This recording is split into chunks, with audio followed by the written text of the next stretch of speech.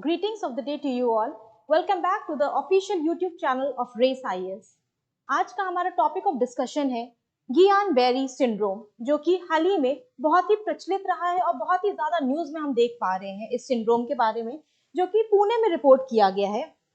तो आज हम जो डिस्कशन करेंगे इस वीडियो में, बेसिकली हम लोग उसका बैकग्राउंड डिस्कस करेंगे, सिंड्रोम के बारे में, सिंड्रोम के अलग अलग टेक्निकलिटीज के बारे में डिस्कस करेंगे, क्या वो वजह है जिसकी वजह से ये सिंड्रोम आजकल फैल रहा है। नेक्स्ट हम उसके सिम्टम्स के बारे में डिस्कशन करेंगे कि क्या अगर कोई सिंड्रोम से कॉन्ट्रैक्ट कर जाता है तो उसको क्या क्या चीजें उसके सामने आने लगेंगी कि हम डिटेक्ट कर पाए कि उसको जीबी सिंड्रोम हो चुका है। देन उसके रोकथाम के बारे में हम लोग डिस्कस करेंगे कि क्या क्या टेक्निक्स हैं जिसकी वजह से हम लोग प्रिवेंट कर सकते हैं, और आगे हम लोग लास्ट में प्रिवेंशन की बात करेंगे कि क्या क्या प्रिवेंटिव टेक्निक्स हम यूज कर सकते हैं। तो आइए वीडियो को स्टार्ट करते हैं हम लोग। बैकग्राउंड की बात करें, जो ये जीबी सिंड्रोम है ये बहुत नया सिंड्रोम नहीं है। ये सबसे पहले डिस्कवर किया गया था वर्ल्ड वॉर 1 के टाइम पे, जहां पे 2 सोल्जर थे, वो अचानक से उनको लकवा मार गया था। तो उस वक्त उनको पैरालिसिस हो गई थी। तो विषय ये था कि उनको अचानक से ऐसा क्या सिम्टम्स हो गए कि उनको पैरालिसिस हो गई। तो उस टाइम पे 2 न्यूरोलॉजिस्ट थे, 2 फ्रेंच मिलिट्री न्यूरोलॉजिस्ट थे, जॉर्ज गुलियन एंड जीन अलेक्जेंडर बैर। इन दोनों ने इस पे डिस्कवरी की, इसके सारी टेक्निकलिटीज देखी, इन पे रिसर्च किया, और उन्होंने पाया कि कुछ सिम्टम्स होते हैं जो इस जीबी सिंड्रोम को आगे फर्दर पुट ऑन करने के लिए एक इंडिविजुअल में हेल्प करते हैं। अब हम जब जीबी सिंड्रोम की बात करते हैं तो हमारे पास बहुत ज्यादा शब्द आता है कि ये एक ऑटो इम्यून डिसऑर्डर है। अब मतलब ये क्या होता है, ऑटो का मतलब होता है सेल्फ, अपने आप से, और इम्यून का मतलब हो जाता है हमारी इम्यूनिटी से रिलेट करने के लिए, हमारी कितनी क्षमता है किसी भी डिजीज से टैकल करने की। तो ऑटो मतलब हमारा जो हम हमारी खुद की बॉडी कितनी इम्यूनिटी रखती है किसी भी चीज को, किसी भी डिजीज को काउंटरएक्ट करने के लिए, वो हमारा ऑटो इम्यून होता है। मतलब इसमें क्या होता है, हमारे जो भी सेल्स होते हैं बॉडी के, मान लीजिए ये हमारी बॉडी है, इसमें कुछ कुछ सेल्स प्रेजेंट हैं, तो ये सेल्स हमारी बॉडी के लिए पॉजिटिवली एक्ट करेंगे। पर कभी कभी ऐसा हो जाता है कि कभी मान लीजिए एक ये सेल है, ये वाला सेल हमारे खुद की बॉडी को डिस्ट्रॉय करने लगेगा, फिर ये वाला सेल इसको डिस्ट्रॉय करने लगेगा। तो ऑटो इम्यून हो गया ये, मतलब कि हमारे खुद के सेल्स हमें ही डिस्टर्ब करने लगे और हमें ही पूरा नाश करने लगे।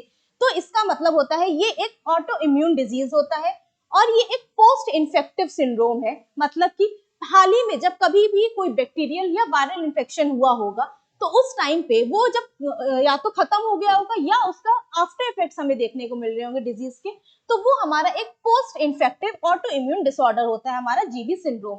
ये बहुत ही रेयर कंडीशन होती है। आप समझ लीजिए कि लाख भर लोगों में से शायद ही 1 या 2 लोगों में ये डिजीज होती है।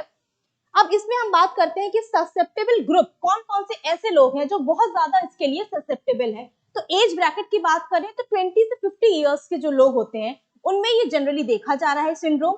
जनरली अगर हम बात करें एडल्ट्स में तो होता ही होता है, males are more prone to this disease, to this syndrome, males में ज्यादा ये होता है in the age bracket of 20 to 50 years, इसमें ज्यादा होता है। जब हमारा ये सिंड्रोम होता है ये हमारे different parts of the body को अफेक्ट करता है, पर ये कैसे अफेक्ट करता है, डायरेक्टली तो अफेक्ट करेगा नहीं, it will affect a certain part of the body, और फिर वो वहां से उसका जो सिम्टम्स आने शुरू होंगे वो पूरी बॉडी में विजिबल हो जाएंगे। तो ये हमारा पेरिफेरल नर्वस सिस्टम को हमारा अफेक्ट करता है। जो हमारा नर्वस सिस्टम होता है, जो हमारा तंत्र का तंत्र होता है, उसका जो हमारा पेरिफेरल पार्ट होता है, जैसे कि हम समझेंगे एक डायग्राम के थ्रू, ये एक ह्यूमन बॉडी है, इसमें 2 पार्ट है, एक ब्रेन है और एक स्पाइनल कॉर्ड है। ये जो 2 पार्ट है ये कंप्राइज करते हैं हमारे सेंट्रल नर्वस सिस्टम को, ये रिप्रेजेंट करते हैं सेंट्रल नर्वस सिस्टम।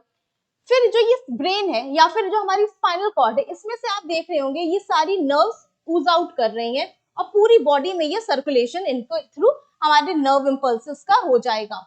मान लीजिए एक सिंपल सा एग्जांपल समझिए, हम कभी भी अचानक से कोई गर्म सी चीज पकड़ लें तो हम अपना हाथ एकदम से रिट्रैक्ट कर लेते हैं, क्यों? क्योंकि हमारे स्किन को पता चला कि एक स्टिमुलाई मिला है हमें जो कि वो गर्म है और हम गर्म चीज नहीं पकड़ पाएंगे, तो फौरन हम हाथ पीछे करते हैं। ये कैसे होता है? ये नर्व जो होती है उसके कंडक्शन से होता है। तो बेस ये होता है कि जो भी हमारा पूरा स्पाइनल कॉर्ड है वहां से जो भी नर्व्स निकली हुई हैं वो अफेक्ट होंगी, और इसी सिस्टम को जो हमारी नर्व का सिस्टम है पेरिफेरल, इसको हम लोग पेरिफेरल नर्वस सिस्टम कहते हैं। So this is what is basically affected in this GB syndrome. Next हम बात करेंगे कि जब हमारा पेरिफेरल नर्वस सिस्टम की हम नर्व्स की बात कर रहे हैं तो हम स्ट्रक्चर ऑफ न्यूरॉन की बात करते हैं। स्ट्रक्चर ऑफ न्यूरॉन, न्यूरॉन मतलब हमारा जो न्यूरल सेल है उसमें एक कंपोनेंट होता है जो कि कहते हैं हम लोग उसको माइलिन शीथ। माइलिन शीथ कुछ नहीं होता, बहुत सिंपल सी चीज है, ये एक डिपोजिशन होता है, एक फैट का और प्रोटीन का डिपोजिशन होता है जो भी सेल्स होते हैं उसके अराउंड, ताकि वो उसको प्रोटेक्ट कर पाए। तो ये myelin sheath is the basic concept जो कि डिस्टर्ब हो जाता है, जो कि हमारा फर्दर जो स्टिमुलाई होता है वो कैरी आउट नहीं कर पाता है, उसमें हार्ट प्रॉब्लम्स होने शुरू हो जाती हैं, जिसकी वजह से यहाँ पे प्रॉब्लम शुरू हो जाती है। सो बेसिकली माइलिन शीथ जो हमारा होता है वो फैट और प्रोटीन लेयर पे होता है, जो कि हमारी एनकेस करता है, मतलब उसको सराउंड करता है हमारे नर्व सेल को। जब ये इनमें कोई इन्फ्लेमेशन या इनमें कोई इन्फेक्शन हो जाता है, उसकी वजह से जो स्टिमुलाई होते हैं वो कैरी फॉरवर्ड होने में दिक्कत आ जाती है। तो यहाँ पे पेरिफेरल नर्वस सिस्टम के माइलिन शीथ में इन्फेक्शन हो जाता है, इन्फ्लेम्ड हो जाता है, जिसकी वजह से हमारा जो स्टिमुलाई होता है वो फॉरवर्ड कैरी नहीं हो पाता है, और ये एक बेसिस बनता है जिससे कि हमें जीबी सिंड्रोम होता है।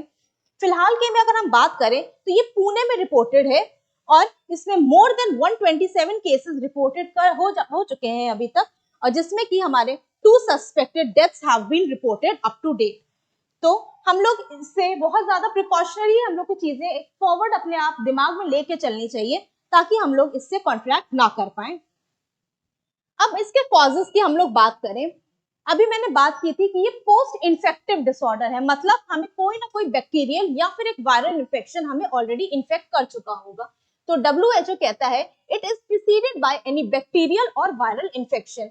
एग्जैक्ट कॉज की बात करें कि कौन सा बैक्टीरिया कौन सा क्या है, it is unknown till date, researches are being done, पर फिलहाल के लिए एग्जैक्ट कॉज क्या होता है, कौन सा है, वो अभी हमें एग्जैक्ट कॉज नोन नहीं है।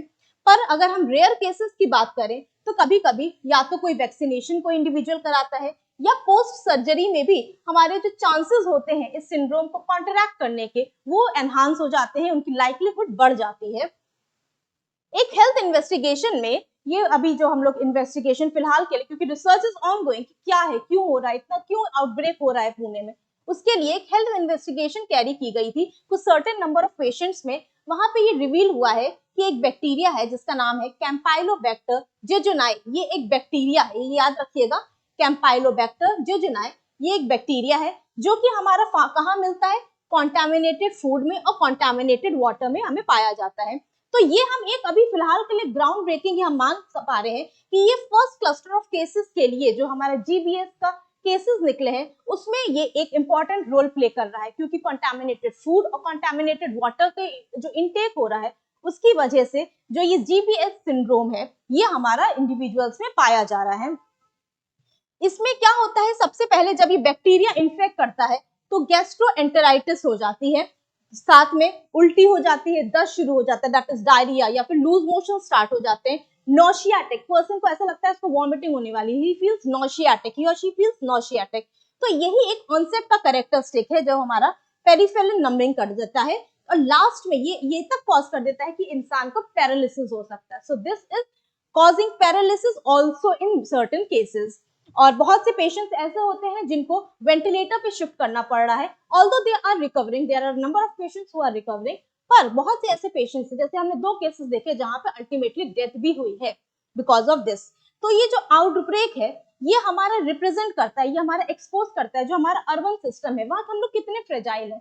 ऑल्दो हम लोग बहुत ज्यादा सेफ्टी मेजर्स कैरी आउट करते रहते हैं अपने अर्बन सिस्टम में, कि हम बहुत ज्यादा अपने हाथ का धोना सब कुछ, मतलब we are taking every possible decisions where be possible circumstances we are creating कि हम सेफ्टी नेट सेफ्टी क्रिएचर्स अपने कर पाए, बट दिस आल्सो लीडिंग हम लोग कुछ ना कुछ ऐसा ब्रीच हो रहा है कि जिससे पैथोजन हम लोग को कंटामिनेट करने में सक्सेसफुल हो रहा है।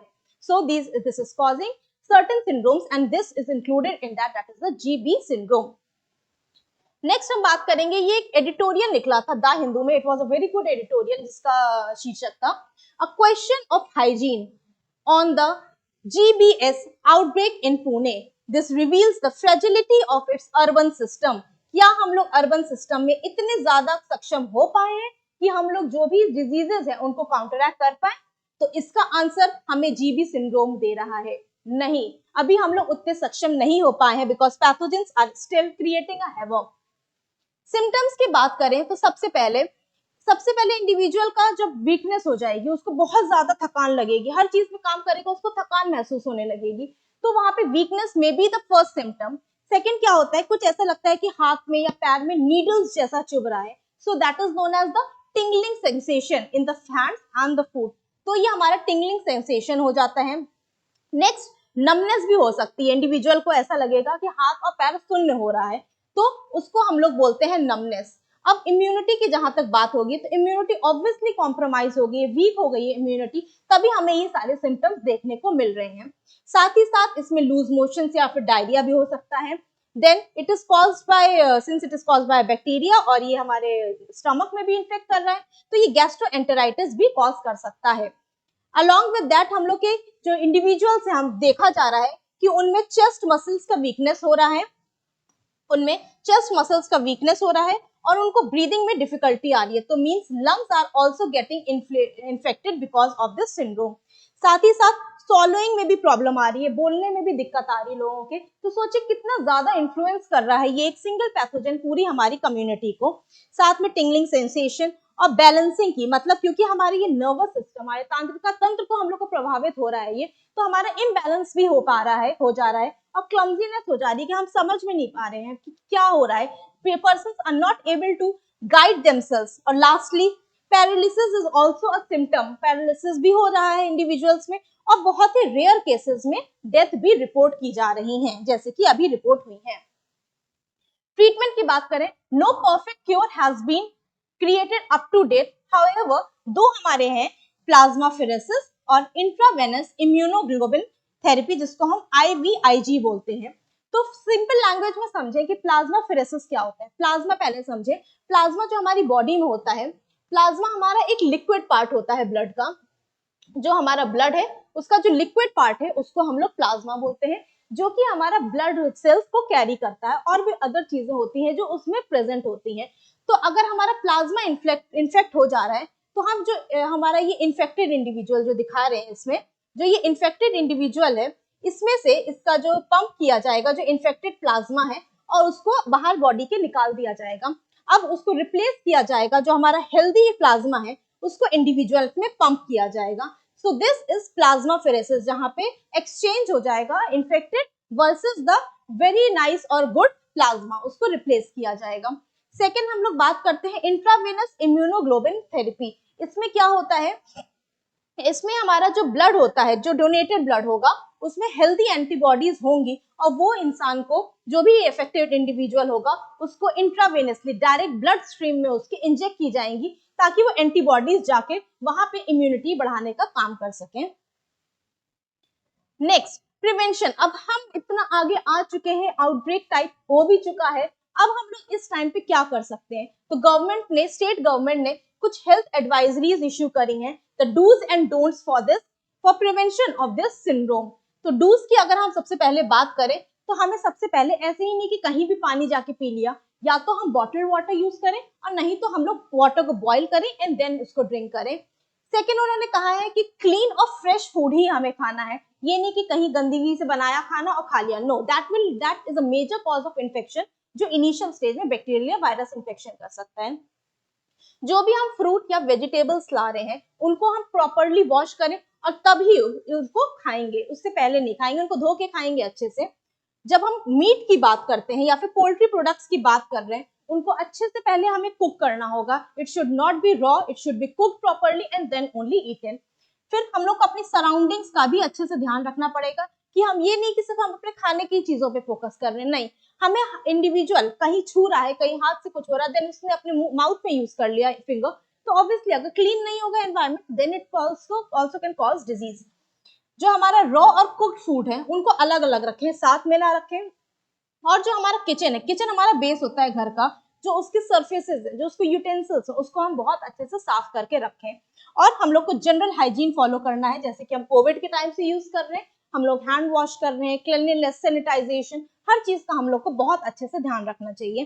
अब हमें ये सारी चीजें तो करनी चाहिए, क्या चीजें हैं जो हमें अवॉइड करनी चाहिए, क्या चीज हमारी डोंट्स में आएंगी। तो इसमें सबसे पहले हमें रॉ या फिर अनकुक्ड फूड को नहीं खाना है, क्योंकि ये चांसेस ऑफ इन्फेक्शन को काफी ज्यादा एनहांस कर देता है। जैसे कि सैलेड्स हो गया, एग हो गया या फिर सी फूड, इन सबको हमें नहीं खाना चाहिए क्योंकि ये रॉ होते हैं और इनमें इन्फेक्शन के चांसेस हमारे लिए बहुत ज्यादा हो जाते हैं। तो बेंजामिन फ्रैंकलिन ने बहुत ही अच्छी एक लाइन कही है, N ounce of prevention is worth a pound of cure.